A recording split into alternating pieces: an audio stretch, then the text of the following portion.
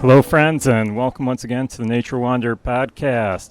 Yes, I'm Paul, your host, and today we are wandering right into the outdoors, into my yard. You may hear a lot of noise in the background. Actually, in my sugar shanty. That's where I do my maple sugaring each year. And it's a little bit of a windy day, so the metal roof is making a little bit of racket here, and you may hear some popping noise now and then too. That's the fire from my burner. I was just in the woods. I tapped my trees yesterday, and I carried all the sap up today, and wow, it's really flowing out there. Yeah, I had quite a bit. I just hauled from my sugar shanty down into the sugar bush, as I call it, where all the trees are that I tapped. It's probably about, I'm going to guess maybe about 300 feet, so probably about 100 yards. About 100 yards down into my sugar, and it's all uphill carrying the buckets, of course. I didn't put my sugar shanty down in the woods because I wanted it closer to my house so I can watch the fire longer, because I'm only in the sugar shanty the sugar bush for a short period of time. In the sugar shanty more, and this allows me to be closer to the house if I need to.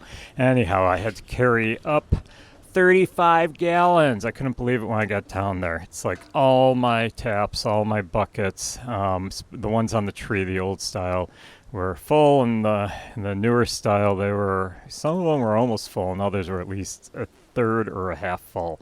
So it was just nuts. Wasn't expecting this much, but I got quite a bit, 35 gallons, and had to carry them all up. I have 5-gallon buckets that I have them in. Let's see, a gallon of water weighs, 8 pounds approximately. So I'm going to guess, since this is like water, and I'll explain the whole process in a few minutes, but this is like water, so that's 5 gallons, just under 5 gallons. I don't put it all the way to the top because I don't want to splashing all over me, but just under 5 gallons. But we're going to say 5 gallons just to make the math easier.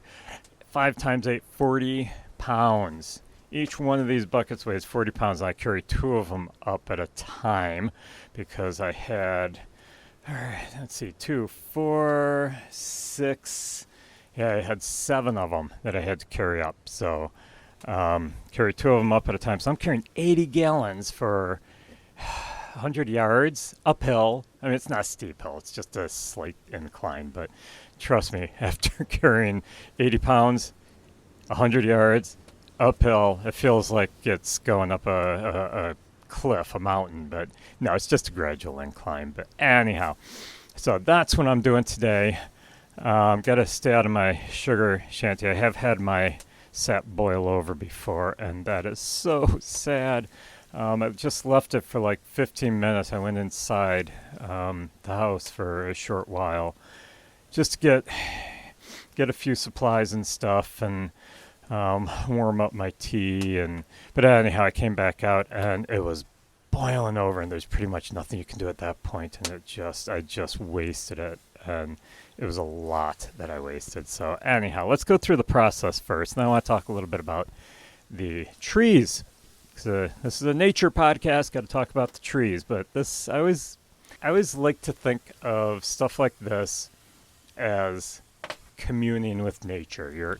Nature helps us out, we help it out. Hopefully we do, we try, I know I do, but nature gives us things. I mean, they give us things like, wood and the plants that we can have food, and plants that we can breathe. Thanks to the trees, otherwise we wouldn't be able to breathe. The exchange of oxygen and carbon dioxide. So we can thank nature for all that she gives us. But this is one of the treats that she offers us. Maple syrup, maple candy, maple. If you don't live in the Northeast, which is where most maple sugaring is done, you probably don't know a lot about the process. You probably maybe get maple syrup from the store, and it's all that icky, sweet, sugary, artificially sweetened stuff. I'm talking real maple syrup, real stuff. What you do, real simple. It's not a hard process, but you tap trees. How do you tap trees? Well, I went into the woods yesterday, and I was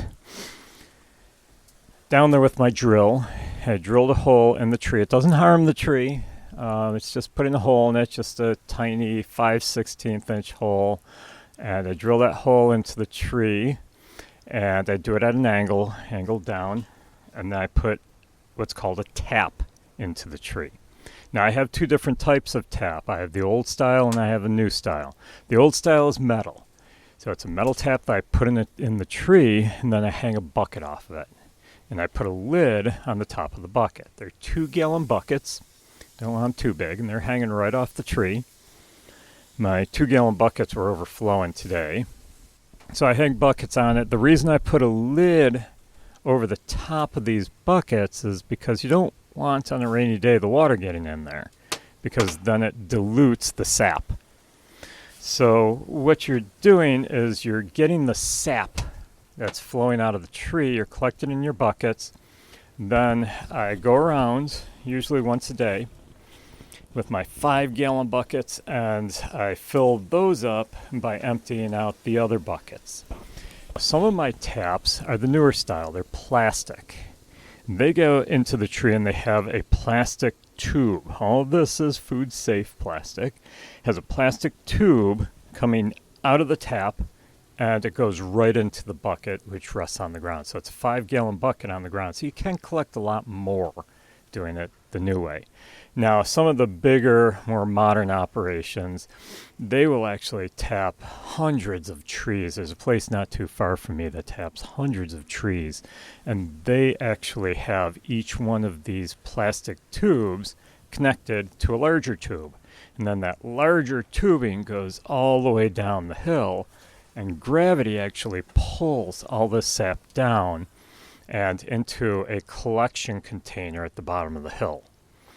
That collection container then is close enough to their sugar shanty that they just let the sap flow out of the collection container when they're ready to boil, and it goes into their evaporator, as we call it, and that's how they boil it off.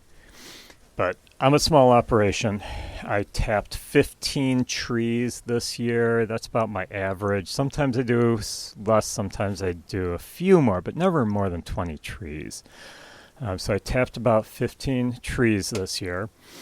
And like I said, one day I got 35 gallons. Now, it depends on the day and the weather as to how much I'm going to get.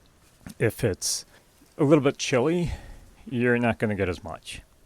If the temperatures are just right, you're going to get more. Also, sunny days. The sunny days, the sun is hitting the side of the tree, warming it up.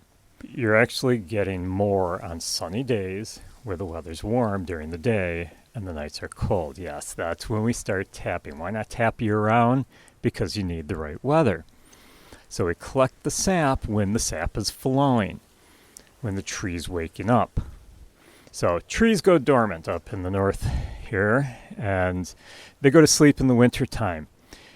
During the fall, these trees use up the last of their energy that they've collected from the sun. They use the last of their energy to make buds. That's a compacted leaf on the ends of the branches. And these buds are just waiting for the spring. So that they can just open up those buds and the leaf will come out and the leaf can grow quicker. So the tree won't need as much energy because they used up the energy in the fall to create the bud. So now in the spring, they don't have to create a bud. All they have to do is open it up and let the leaf grow. What happens in the spring, when it starts to warm up, that's when the tree is like, oh, okay, I can wake up. I don't have to sleep anymore. And it starts stretching its arms and yawning. Okay, maybe not all that, but it's starting to wake up. And what happens is it's taking all the energy that it stored down in its roots for the winter when it went to sleep, when it took this winter nap. And that energy starts going up the tree through the cambium layer, which is the outer part of the tree just under the bark. The sap starts flowing to get the energy up to those buds so that they can open it up. So that's the time of year in the spring when the temperatures are above freezing. That's the signal to the tree, time to wake up. So during the day, the temperatures are above freezing. Usually I look for like mid 40s, maybe even into the 50s. Today it was flowing great because the temperatures were about 45 degrees for the high, close to 50 actually it got today. But last night it was down around freezing. So that's what you want, is cold nights, still around freezing or below, and then during the day, get it nice and warm. So above 40 degrees is best. So that's when the sap starts flowing, and that's when you can tap your trees and collect the sap. Now usually this only lasts for a couple of weeks, depending on the weather once again. But I've collected usually about 2 weeks straight every day.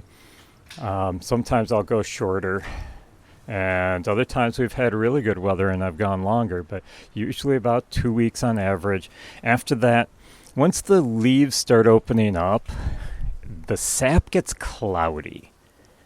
That's bacteria that's in the sap, and you have to basically pull your taps, stop collecting, because your maple syrup is going to be bad. So that's what I did this afternoon, is I collected sap, carried all that sap up to my sugar shack, which is where I am now, and I loaded the sap into my evaporator. And actually I have a 15-gallon plastic cooler that I purchased. I drilled a hole in the side down below, and I put a little faucet spigot in it. And I have a plastic tube coming off of that. Now this is up on my wall, about 5 feet, about 5 feet up off the ground, just above where I have my evaporator. And I loaded that up with sap so that it can slowly drip in. You don't want to pour the sap in to the evaporator because that kills the boil. Now my evaporator is basic. Like I said, I do a small operation here. The bigger ones, they got these huge evaporators, run with natural gas a lot of times. They actually, some place will have an osmosis machine that pulls some of the moisture out of the sap. But what we're trying to do is we're trying to boil this sap down, because the sap has sugars in it, and we want to get those sugars concentrated. So we're trying to get the extra liquid out, the extra moisture, and the way we do that is by creating steam, boiling it. And that's what I'm doing right now, is I'm boiling it. If you add too much sap to the evaporator, you're actually going to kill the boil, and you have to start the boil all over. So I like to keep my boil going the whole time. It's a quicker operation that way. So anyhow, my evaporator is a 50-gallon metal drum, steel drum. I cut a hole in the top, and I put a stainless steel tub in that hole. That's where my sap goes. And I cut a hole in the front of it would be the top. It's on its side right now. I'll make sure I put some pictures on my Patreon page so that you can take a look. You can also go through some of the posts on my Instagram or Facebook page, and you'll see what my evaporator looks like, my setup. But there's a door on the top, which is actually the side with the 50-gallon drum laying on that side. So I got this door in the front, and that's where I load my wood in. So I use wood as my fuel. I don't use natural gas. I use wood, so I'm really old school on mine. So I put wood in the door and I close it because I don't want any of the smoke coming out. And I have a chimney going outside my sugar shanty and up over. So I don't get any smoke in here. I do get a lot of steam in here. That's what I want. I want the moisture coming off, out of the sap, so it leaves behind the sugars. So I've got a good boil going now. I'm just keeping an eye on it and letting it drip in, let the sap drip in slowly so I don't kill the boil. So let's talk about trees. What kind of trees do we use? Well, it's called maple syrup, right? So we must use maple trees. Well, there's a lot of different types of maple trees out there. The best one to use, the absolute best one, the sugar maple, of course. It's got the highest sugar content in the sap. You can use a silver maple sap. You can use a red maple sap. You can use all different kinds, a box elder even. Some people call that the ash-leafed maple. There's a lot of different trees that you can tap and collect the sap, but you're going to be busy a long time trying to boil off all the moisture so that you can end up with a nice syrup. Let's go with red maple. Red maple, silver maple, it'll probably take you about 60, that's 60, yes, I did say that correctly, 60 gallons of sap to make 1 gallon of maple syrup. Holy cow, that's a lot. With sugar maple, it takes only 40 gallons. Only. He said only. Yes, I did say only. That's a lot, too. 40 gallons. Now, I collected 35 gallons of sap today. So that's going to make, if I can get all that boiled down, it's going to make probably about 3/4, maybe a little more, 3/4 of a gallon of syrup. That's it. And now you know why you go to the store and pure maple syrup, the real stuff, not the sugared down stuff, the fake stuff, artificial sweeteners and all that. No, I'm talking the real stuff. That's why it costs so much when you go to the store and buy it, because it takes a lot of energy, a lot of work to get this sap down to syrup. 40 gallons, 40 gallons to make 1 gallon of maple syrup. That's incredible, but that's what we like, so that's why we do it.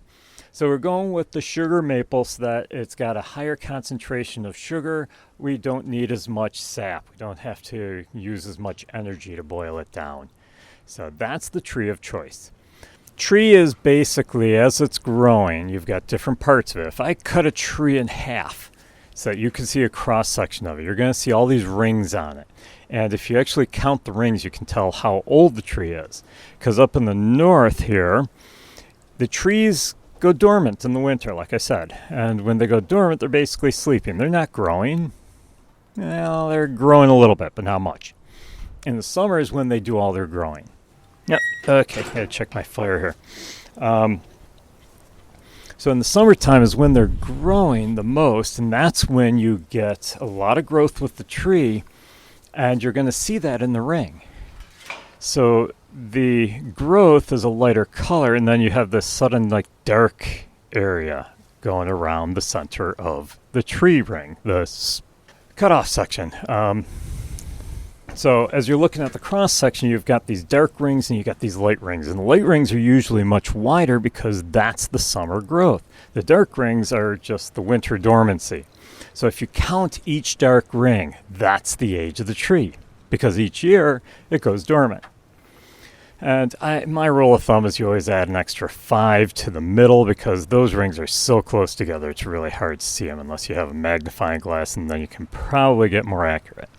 Then as you get to the outside of the tree, that's where you get the bark.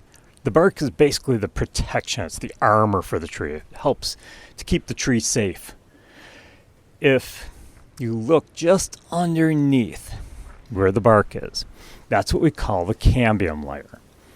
Anything towards the middle is heartwood. Okay, that's basically dead wood. It's not alive. It's old wood that, the cells have died off and they're just giving the tree structure. That's why if you've ever seen a hollowed out tree, I've seen a lot of these, where the tree is hollowed out in the middle.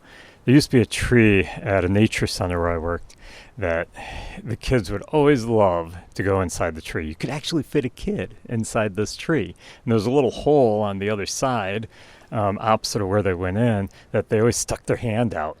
So it was really cool for the kids, but that tree was very much alive.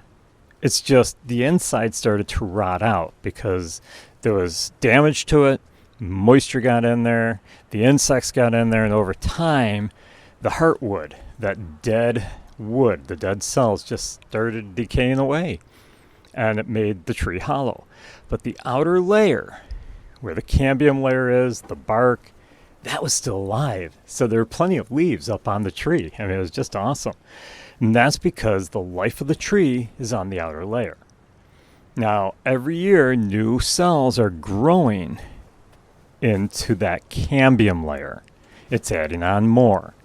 The cambium layer has all these little tubes, microscopic tubes going up and down, up and down. Okay, you've got the leaves up on the tree. Those are collecting sunlight. That's why they're on the top, not the bottom. They have to get up to the sun. They're collecting all that sunlight, and they're turning it into energy. Now that energy helps to keep the tree alive. So you've got all this flowing up and down, the nutrients from the soil going up into the leaves, the energy up in the leaves going down into the ground. You've got all this stuff going on in this tree. Now, most of it's going on in the spring. And that's because, like I said, the tree's waking up. It has to get those leaves open so it can start doing this whole photosynthesis thing, where it's turning that sunlight into energy for the trees. Now, when that's flowing, okay, there's a really neat thing. Maybe you remember this from middle school. Xylem and phloem. And everyone's shuddering right now. They're closing their eyes and shaking their head. Oh, God, I hated xylem and phloem. I failed it on every test. Which one goes up? Which one goes down? Okay, well, a river flows downstream, right? Downstream. River is flowing downstream. You got it now? Okay. So, phloem goes down the tree, which means xylem goes up the tree. That's the easy way to remember it. So what I'm doing when I tap these trees is I'm tapping into that cambium layer, and I'm catching that sap flowing up and down the tree. So I'm grabbing it as it's flowing along. Does it harm the tree? Well, just in that spot. After I pull my taps, that spot will heal over in a year. So the next year, you're still going to be able to see where the hole was. The bark is damaged there a little bit. I can't tap in the same spot 8 inches around that spot because it's basically dead. But after like 3 years, I have tapped in the same spot and it's very much alive again. So it heals over. It does heal. Remember, new cells are growing all the time. So who came up with this idea to grab sap out of a maple tree, boil it down, get rid of moisture out of it to get a thick, delicious, sweet syrup? Well, there's several stories about how maple sugar came about. Most of them are Native American. So the one story that I like to tell the kids is about this Native American gentleman who he was out in the woods hunting, and he came back from a long hunting trip, and he came home just thinking, okay, it's been a long day. I just want to, have a good dinner, rest, relax the rest of the evening. And his wife is sitting there cooking, and she's like, I was going to make your favorite stew tonight, but I just couldn't make it because I ran out of water. Would you mind going down to the stream and getting me some water? Now, husband, he was thinking, it's like, I just got home. I'm exhausted. Can it wait till tomorrow? Do you want your favorite stew? Okay, I'll go to the stream. Even though it's all the way over the hill, all the way down on the other side. That's a long walk. Are you sure? Oh, yeah. If I want the stew, I gotta go get it. So husband decided to go and hike all the way over. He grabbed his deer stomachs, which is what they carried their water in at the time, and he grabbed the deer stomachs and went out the door, trudged all the way up the hill, all the way down. He got to the stream, and it's like, oh no, it's dry. There's no water flowing in. I'm gonna have to go to the next stream, which is over the next hill. And then he thought about that delicious stew that his wife makes, and he knew, he could just taste it. So husband decided, I'm going to get that water. I know it's a long trek, but so he climbed up that other hill. Now, by the time he got to this hill, to the top, he was exhausted. He was so tired. He had a long day. Now he's trudged up over 2 hills. He just was so tired. He said, okay, I just got to take a short break. He sat down, leaned up against a tree, and before he knew it, he fell asleep. And all of a sudden, while he was sleeping, along came Bear. Now, back then, you have to understand, the wildlife got along with the humans because they had to live together. So there really was no disrespect for each other. Now, Bear was out looking for some good food and a good scratching post. You see, he had this itch on his back, way on the back part of his back, and he just couldn't reach it with his paws. So while he was out rummaging for some food, he decided, I'm going to my favorite scratching tree, and I'm going to scratch my back where it itches way back there on the way back. And he went and walked through the woods, and he went over to his favorite scratching tree.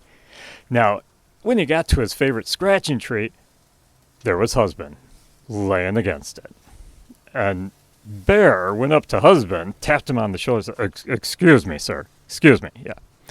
This is my favorite scratching tree, and I've got an itch way back there on the way back part of my back that I can't reach with my paws, and I need my favorite scratching tree because it has the bark just in the right places. It always does a great job. Can you please move?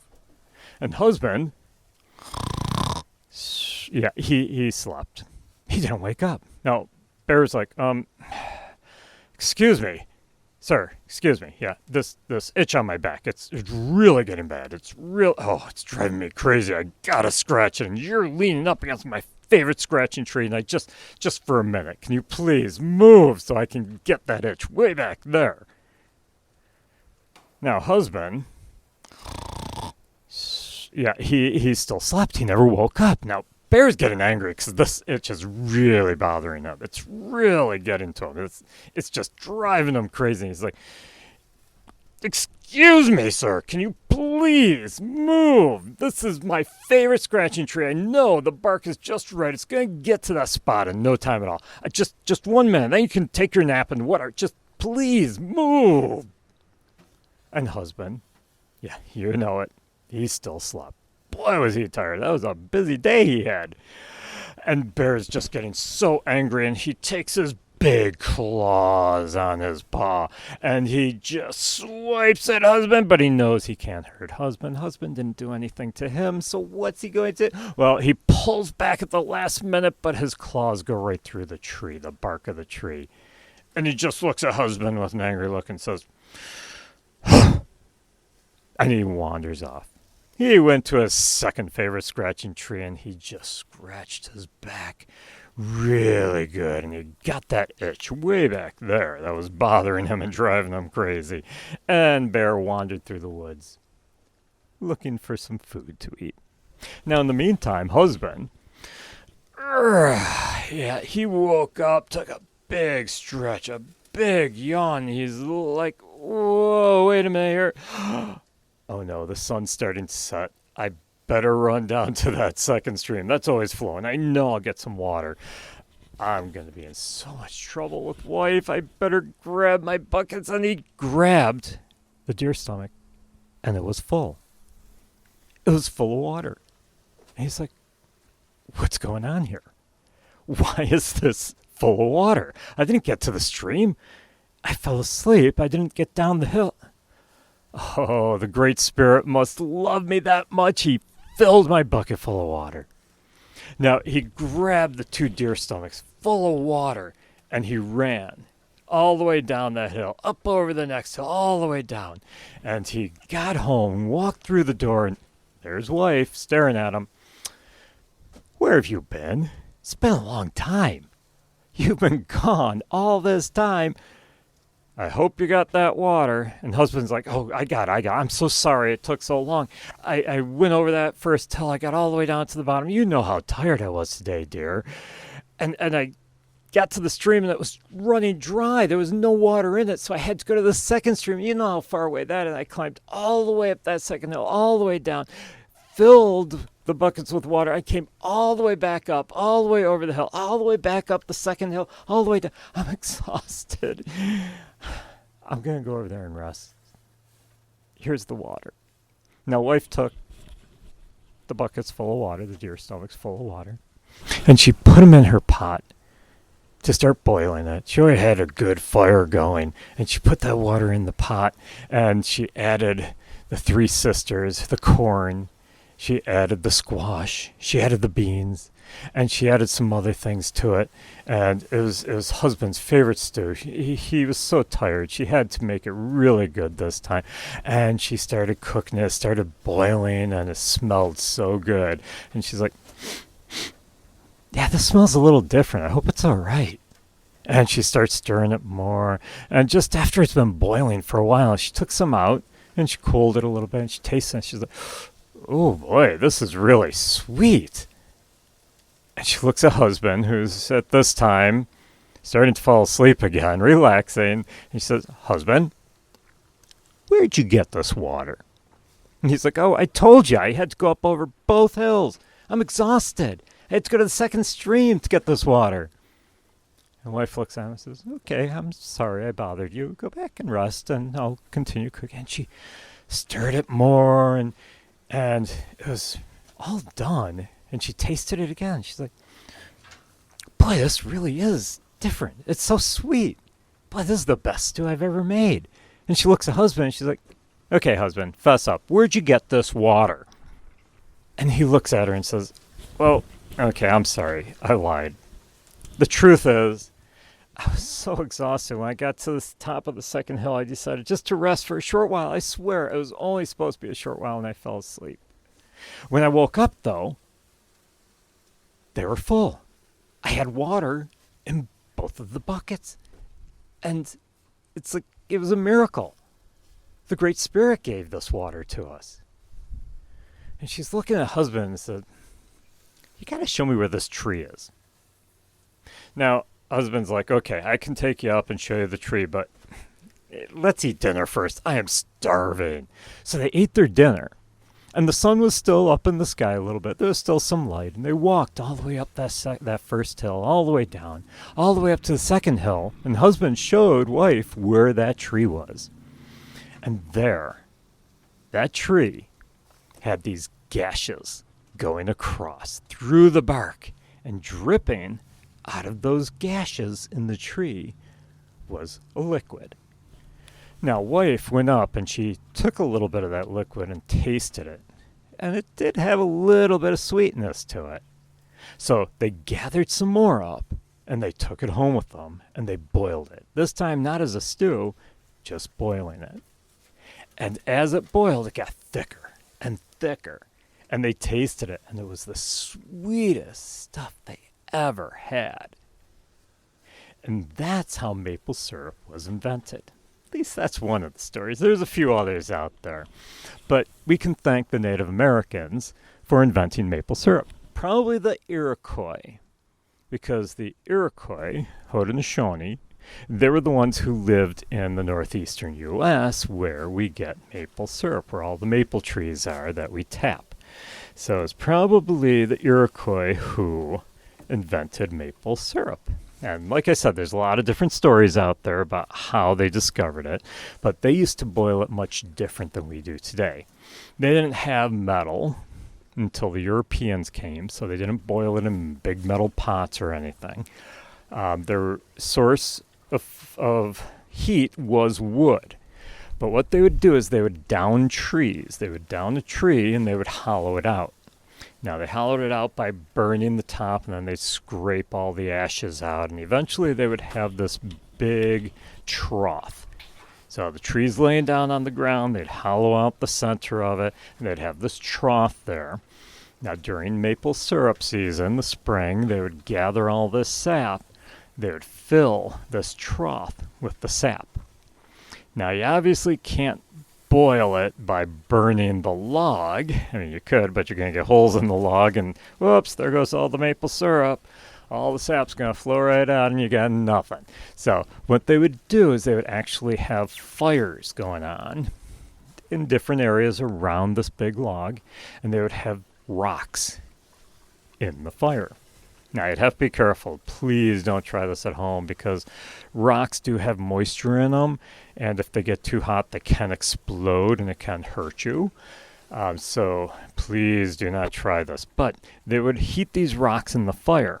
Now, they would take the rocks out of the fire, different methods. Sometimes they would use deer antlers as their pot holders to grab the rocks out of the fire. You don't want to just grab them with your hands because they're really hot. They're red hot. They would take these rocks out of the fire and they would place it in this trothed out log. And that would get the sap to boil. Now, when the rock cools off, they would take it out of the boiling syrup, depending on how far along it is, and they would take it out and put it back in the fire, reheat it, take a new hot rock out, put that in the sap, and that's how they would boil it.